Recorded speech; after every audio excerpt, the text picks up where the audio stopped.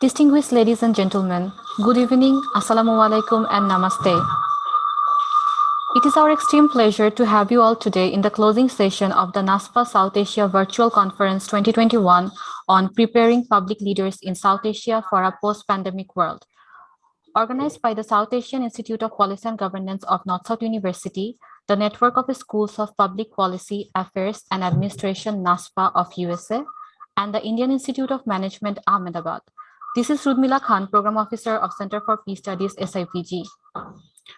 Distinguished audience, we have among us Mr. Bhavani Prasad Khapung, Honorable State Minister, Ministry of Health and Population, Government of Nepal as our chief guest.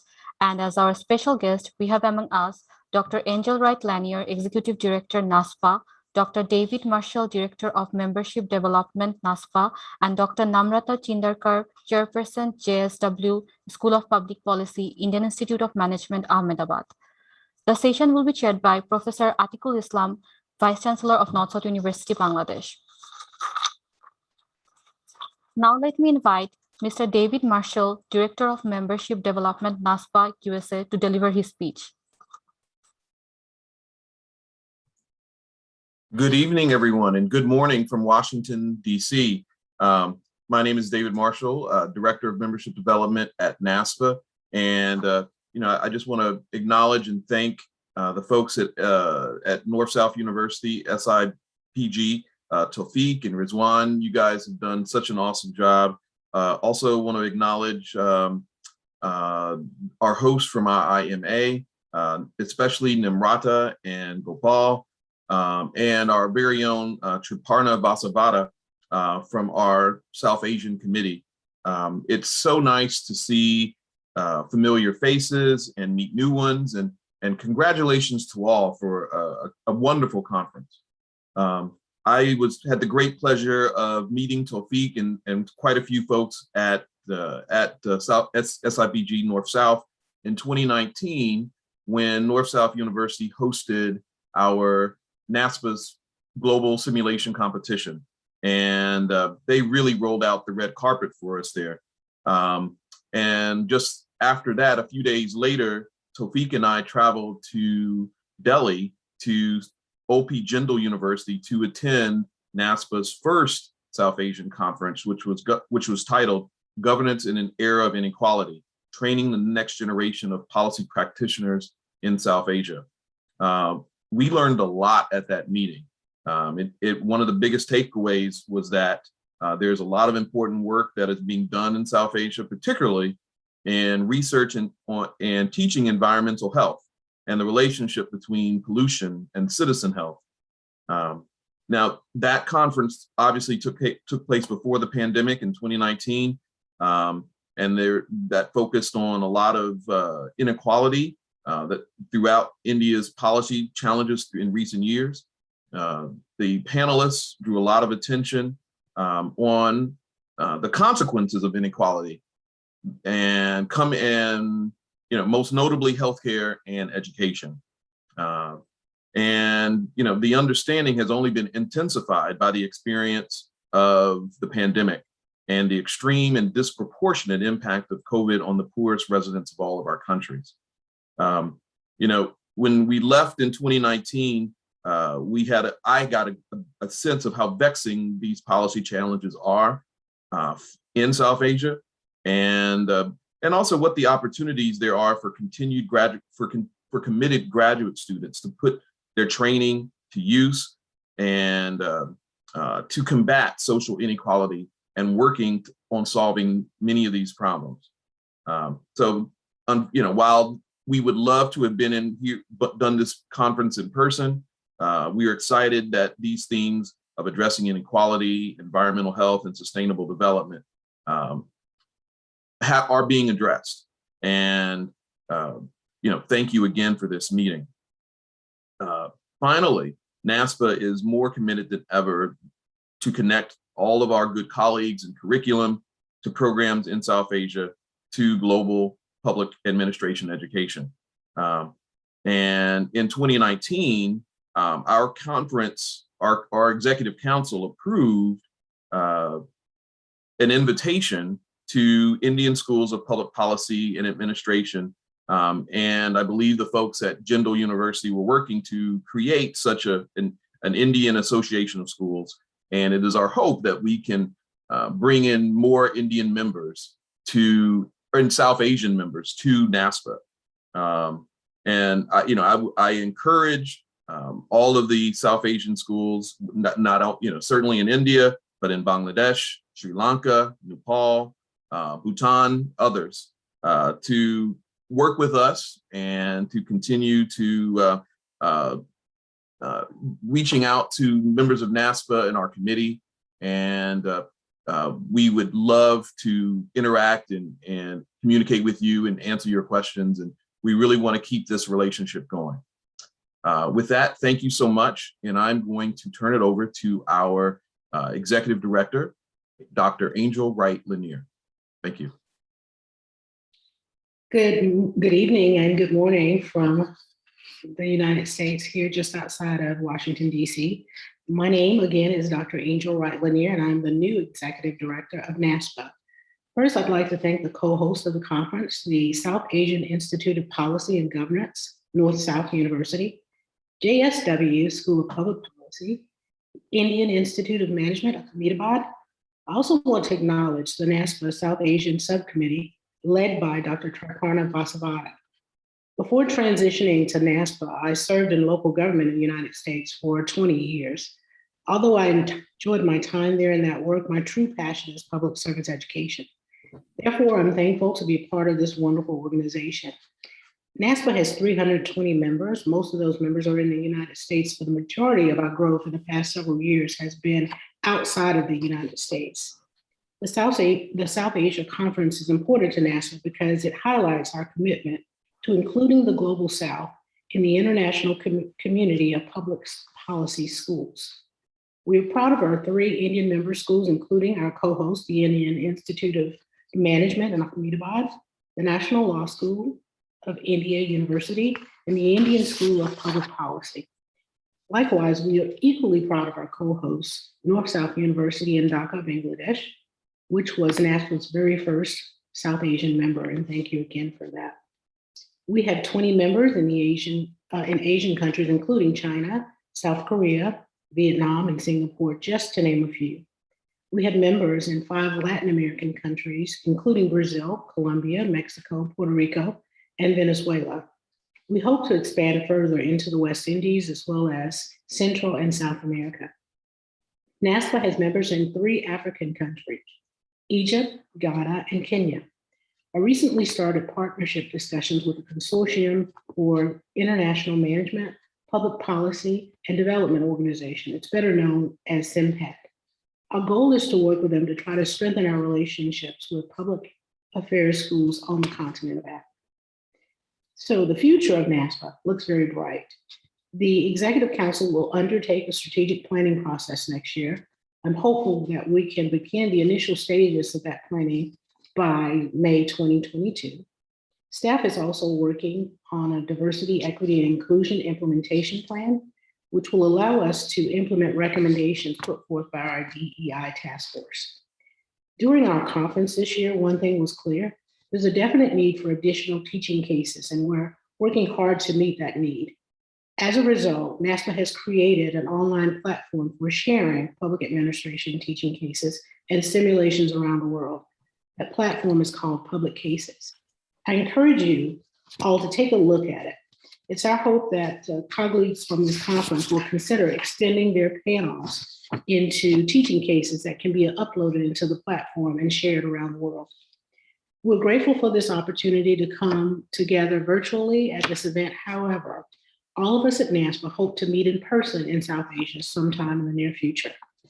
We value the relationships we've been building with you all, as David said, and we know that the next generation of public administrators and leaders that we're educating right now have a heavy responsibility on them. We're depending on them to apply real-world application of the lessons learned in their graduate programs as they begin to serve their communities.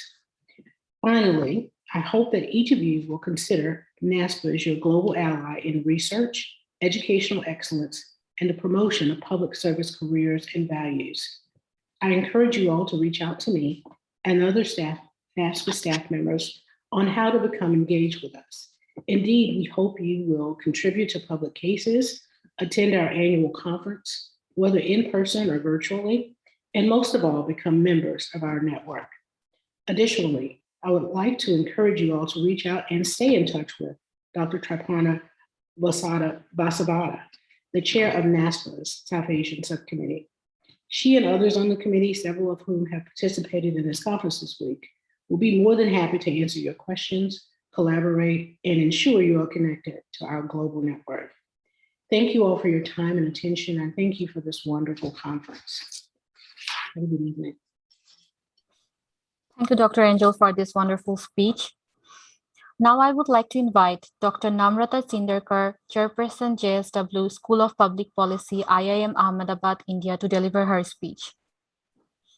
Thank you so much, Rudmila. First and foremost, just like Angel has already said, I want to thank NASPAA and NASPAA South Asia for giving the JSW School of Public Policy the opportunity to co-host this conference. So thank you, Triparna, and thank you, Laurel, Angel, and David. I don't think I can say enough about the effort that the SIPG team has put in leading this entire event. These fantastic 3 days of conference would not have been possible without their relentless efforts. So thank you, Dr. Rizwan, Dr. Tawfiq, Dr. Hassan, and your team members, Ms. Fareen and Mr. Sajjad. I also want to thank our associate partners. I think they played a very important role in making sure that we got representation and participation from the entire region. And finally, I want to thank all the presenters and the panelists for their thought-provoking contributions and conversations. For me personally, two things stood out that cut across all the discussions that I was a part of. First, what the conference highlighted that the pandemic has demonstrated that an effective response needs to be collaborative. This calls into question the content and delivery of public policy education. And as someone who now has a responsibility of making sure that a public policy school grows, these are some very important and challenging questions to face and to try and address. So first, in terms of the content, what the conference highlighted is that the students in any program, anywhere in the world, need to be provided an understanding of cross-sectoral linkages, which means that they should understand how the government or any public sector agency needs to work with private sector or any other non-state actors. In terms of the delivery of public policy programs, what was also highlighted is that we need more practitioners to be brought in to deliver public policy education. And yes, for rigor and academic framework is necessary, but to make public policy education relevant and current, more practitioners need to be brought in. The second thing that stood out for me is that there is a need to rethink the frameworks in which public policy education is rooted. As all of you know, because so many of us here are academics, that policy education continues to be grounded in Western theoretical frameworks. So again, while that is good for rigor and that is good for our research, in terms of education and for it to be relevant and impactful, what was highlighted in many of the discussions that it needs to be contextualized. So therefore, when we are training students, we want them to be aware of the context in which they are functioning, and at the same time be keenly aware that there are regional and global concerns and implications.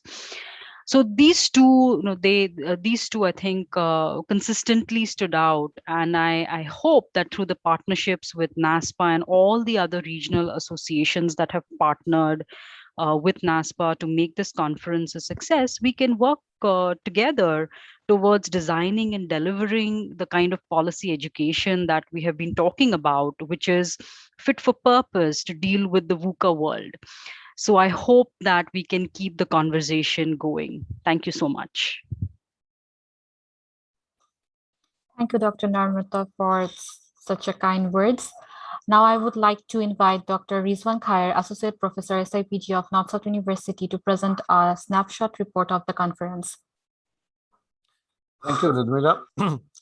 I call it a snapshot report in the context that is off the cuff, sort of a report culled from volumes of notes taken by my colleagues. So I'll be brief, and since time is short, I'll be just focusing on certain areas that need to be focused on. Now, the whole conference of the Preparing Public Leaders in South Asia for a Post-Pandemic World came in the global context of a pandemic sweeping across the globe, which puts South Asia with almost a three-fourths of the world population in the difficult circumstances. Because, as we know, most of the countries in South Asia is on the verge of an economic growth in the last few decades. And this pandemic has thrown a challenge of how to move forward in the context of a totally uncertain world. With that idea in mind, the NASPAA, and the South Asia Institute of Policy and Governance and Indian Institute of Management, Ahmedabad, organized this conference, which aimed to bring together academics, practitioners, as Dr. Namrata said, members from the representative civil society, as well as the private sector from South Asia, to share experiences and lesson learned from the COVID pandemic sweeping across the world. Now, the conference focused on three questions as such. Picking up from what we put together in the concept note. What should be the role of the private sector in a very uncertain world? What can public policy and public administration training contribute to us dealing with similar situations in the future? And last, what has come out very strongly in the discussions and presentation of the conference, that collaborative governance can help in a post-pandemic world. Okay.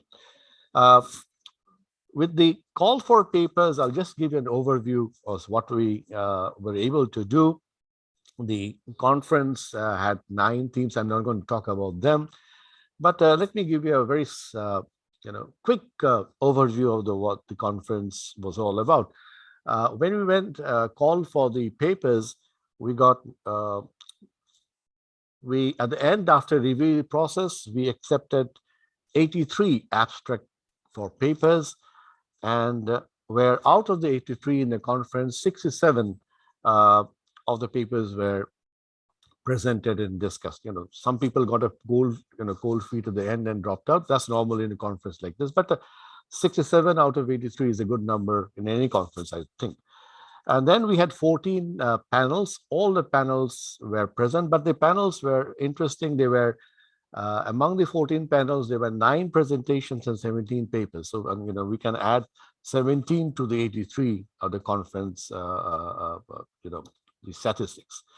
We had around 193 participants from 13 countries, 78 universities, and 35 organizations across South Asia, including America and Europe too, and Australia even. On the first day, the whole event started off with the inauguration, with our Honorable Vice Chancellor of North-South in the chair, and the chief guest was Mr. M.A. Mannan, the MP, who's the Planning Minister of the Government of Bangladesh, and the special guests were Lauren McFarlane, Senior Fellow and Executive Director Emerita of NASPAA, and then Professor Errol D'Souza, Director, Indian Institute of Management, Ahmedabad, and then we had our own Mr. Azimuddin Ahmed, Chairman, Board of Trustees of North-South University, in the as special speakers. After that, that event was over of inauguration. The inaugural speaker, Dr. Debapriya Bhattacharya, Distinguished Fellow, Center for Policy Dialogue in Bangladesh, gave an inaugural speech on the post-pandemic South Asia 6 lessons for policy actors, where he identified that the pandemic has shown that a review of the policy interventions of the countries in South Asia needs to rethought as it has taught us 6 lessons to be carried forward. The 6 lessons that he identified were, I'll just, I'm not going to the details, I'll just tick them off. That policy actors in the region need to remember that all national issues are also global issues as such. So in an interconnected world, it's one affected country is also affecting the others in the region. Secondly, socioeconomic impact of the pandemic disproportionately fell on the poor and the marginalized sections of society who were pushed behind and were facing hard times during the pandemic. The lesson number 3 was public policy for delivering deliverance for the cash transfer or food support was constrained by the fiscal space, and institutionally it was handicapped by the traditional the bureaucratic structure we have in most of the South Asian countries. The 4th lesson that he pointed was the absence of a universal social protection scheme, which left most of the citizens in the region vulnerable to the pandemic.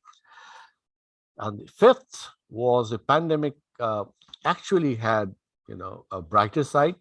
It spurred new digital initiatives, and data innovation, which were used by many countries in the region to handle the pandemic, which was a useful thing. But you have to think in the context of what has happened to the other people. And the last lesson that he pointed out, that no country can handle this kind of situations alone. It has to be regional corporations can play a great role in dealing with the national issues of the region. Dr. Debapriyo's inaugural speech was followed by a keynote speech by Ms.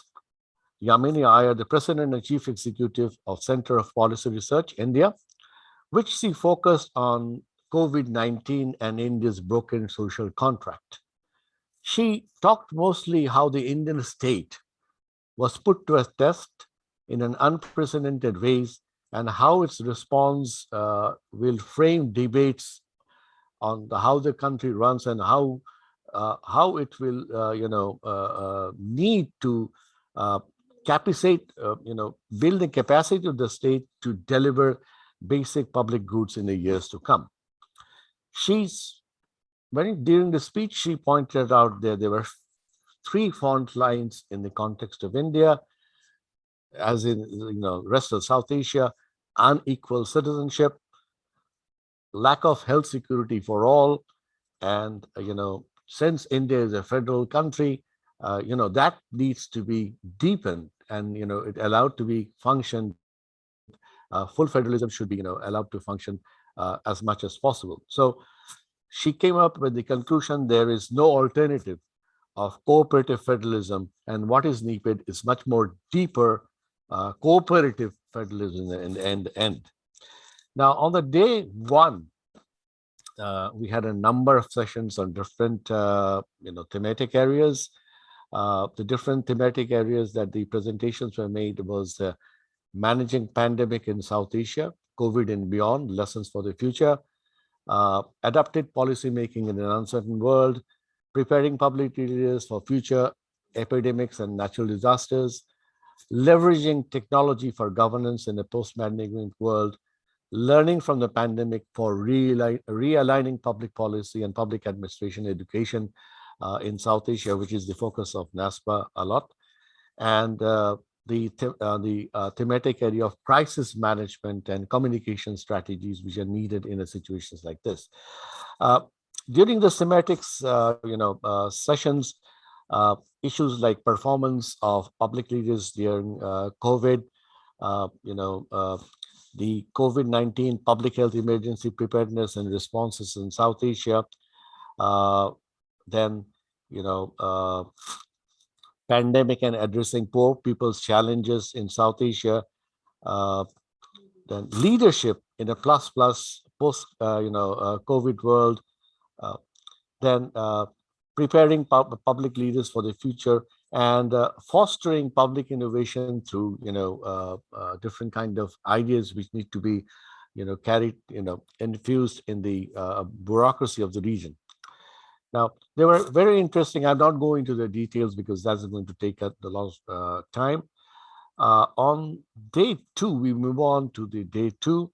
Uh, uh, the highlight of among the, in addition to the normal panels, the highlight of the day was a special session on teaching and training of public administration and public policy, where Professor Rumki Boshu, Senior Fellow and Head of the Center for Public Policy and Governance in the Institute of Social Sciences, New Delhi, talked about public administration, role of leadership and training, theory and practice in a post-COVID world. She said that she was of the view that the current situation provided the need to explore the opportunities that COVID-19 has created for an ad hoc, short-term, long-term policy changes in South Asian countries. There is, she pointed out, there's a need for bold governance research and reforms to generate, South Asian inputs to governance literature, which is actually, uh, uh, you know, governance literature is mainly from the West. So she was trying to put forward the idea that, the Southern voice should be heard in this governance literature as well. So in this context, she was in the view that public administration teaching must incorporate public governance in the post-globalized era of today, with the study of interconnectedness of public and private sectors, state and local government as such. She was joined in the session by academics from home and abroad, as well as practitioners from the government from Bangladesh and Nepal, and training institutions. During the day two, the thematic areas of the presentations were impact of COVID-19 on international relations, where a number of scholars and also retired and in-service diplomats talked about how has COVID-19 impacted international relations in negotiating the vaccine, which is still going on. And then there were sessions on collaborative governance and marginalized people.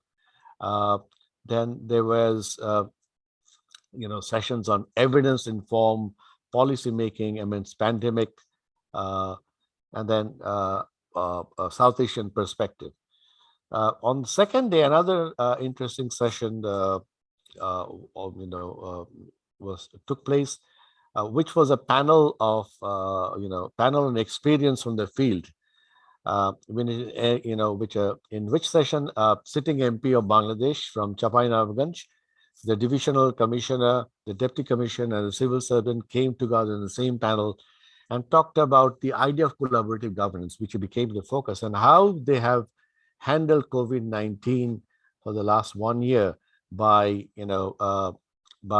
coming up with innovative ideas to keep the local economy running, and also trying to handle the situations by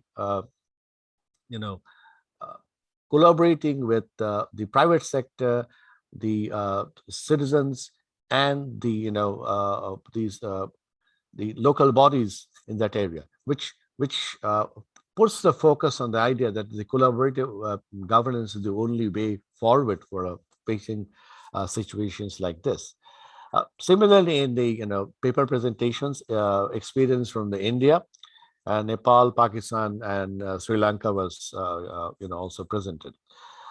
In the evening of the second day, a networking session was arranged, where the 3 organizing partners, associate partners, and other participants discuss ways to move forward, the linkages and the momentum created by this particular conference, and they brainstorm on plans for future collaborations.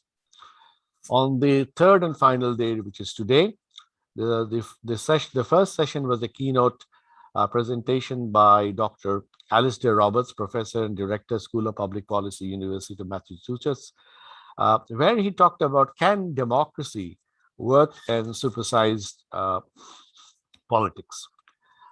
He started with the focus of how we structure democratic process in large, diverse, polities, where in a context where the challenge is preserving central government's role in protecting the democracy and human rights against a backdrop scenario of a fast-changing global geopolitics and rising expectations of the people. So it's balancing these two in a democratic polity becomes a challenge, and how do states can follow it up.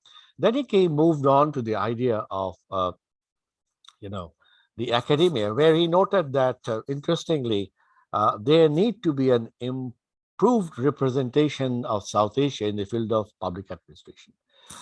He pointed out this area is dominated by wealthy countries and neglects the problems confronting most of the countries and people in the world, such as instability, corruption, limited and consistent freedoms.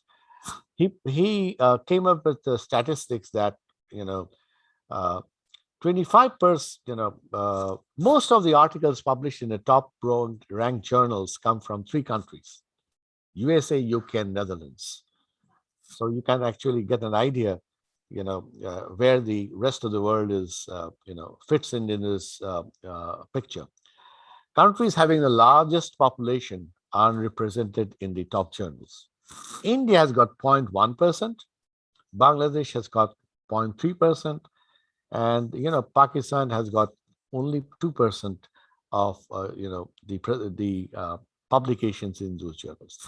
He also came up with the idea that NASPAA can play a global role in making sure that global representation in these kind of forums are ensured. His keynote was followed by a special presentation by COVID Advisor Report Foundation, where he talked about how the philanthropy sector in India responded to the pandemic and what was the lessons learned from there.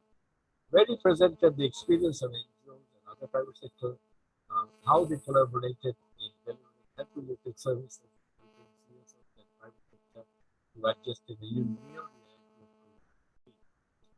of COVID. The third day also saw a number of panel presentations on collaborative governance, like the other day, policy making in an uncertain world, restructuring the public sector of Bangladesh in the light of the experience of COVID-19, how public crisis management and private resilience work in cities. And interestingly, one panel from IIM from India was, do leaders lead scholars? Interesting question. They talked about how they can the epistemic communities can actually help the policy leaders in a situation like this. Sum it up. I have actually just off the cuff presentation. Sum it up. The conference has discussed experiences, insights, exchange ideas from the South Asian countries, especially Bangladesh, India, Sri Lanka, Nepal, as well as Pakistan, as well as global practices that could provide the ideas for public leaders for facing future pandemics and black swan events like this. Thank you so much. We will later on come up with a more detailed report of the conference later on. Thank you so much. Thank you for your time. Thank you, sir, for this wonderful snapshot. Now I would like to invite our chief guest, Mr. Bhavani Prasad Kapung, Honorable State Minister, Ministry of Health and Population, Government of Nepal, to deliver his speech. Thank you. Thank you. Respected Chair and distinguished delegates, it is my great pleasure and honor to join the network of School of Public Health Policy Affairs Administration South Asian Conference 2021 as a chief guest. Organizing this event at this time brings together all key stakeholders, academics, practitioners, public and private sectors to discuss and come up with stronger commitments on COVID-19 pandemic response plan and initiative is appreciated. Ladies and gentlemen, Nepal has gained remarkable achievements on COVID-19 pandemic control and preventive activities, including vaccination campaign against COVID-19. The government of Nepal, Ministry of Health and Population, has initiated response activities since the detection of first COVID-19 case in Nepal on January 23, 2020. Several plans, policies, strategies, guidelines, and protocols were enacted to respond to COVID-19 pandemic. Government of Nepal has been working closely with health and non-health stakeholders and strengthen our efforts to control this pandemic in an integrated way. As of today, 24.8% of total population were vaccinated for full dose of vaccine, and 29% of population got at least one dose of vaccine. Over the period of 2 years, the COVID-19 pandemic has brought several challenges to our health system. However, government of Nepal is committed to improve our systems in post-COVID-19 era to make it more responsive and resilient. Health system strengthening and system reform is the key priority of ministry to recover the implications for individuals, societies, and communities across the country. As COVID-19 pandemic give us a good lesson on emergency health service such as management of CCUs, ICUs, ventilators, and life-saving interventions. We will prioritize and strengthen our emergency health services to mitigate future pandemics. At the top of all these technicalities, we have learned that governance and leadership is the key aspect to achieve the success during the pandemic battle. Visionary leadership and stringent policy guidance will certainly help to mitigate all sorts of challenges in the modern day society. Lessons learned from the COVID-19 pandemic gave us the insights about the role of private sector and civil society to combat the public health emergencies. At last, I would express my strong confidence to achieve the global, regional, and national targets to develop the visionary public leaders for the post-pandemic era who can lead the world in near future. I wish success, accomplishment of this scientific event. Thank you. Thank you, sir, for your kind words. Now it is the time to invite our chair of the session, Professor Atikul Islam, Vice Chancellor of North South University, to deliver his speech. Sir,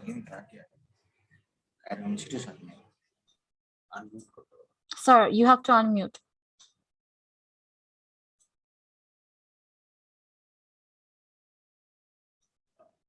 Right. Honorable State Minister Bhavani Kapung of Nepal, David Marshall of NASPAA, Angel Wright Lanier from NASPAA, our summarizer of the 3 days work, Professor Rizwanul Khair, who has done an excellent job, Professor Sheikh Tawfiq, other participants of this seminar, conference, those who are present in the closing session, and those who couldn't be here at this time. Let me first of all, once again, thank you all for responding to this conference call and presenting so many papers, research-based, informative, enlightening, capable of making policy inputs, and those very knowledgeable discussions that went on over the last 3 days. My feeling is that this was very much needed. It's a very timely initiative because we need policies, public policies, to revive those economies, developed, developing, less developed, whatever you call, all of them, because all of them suffered.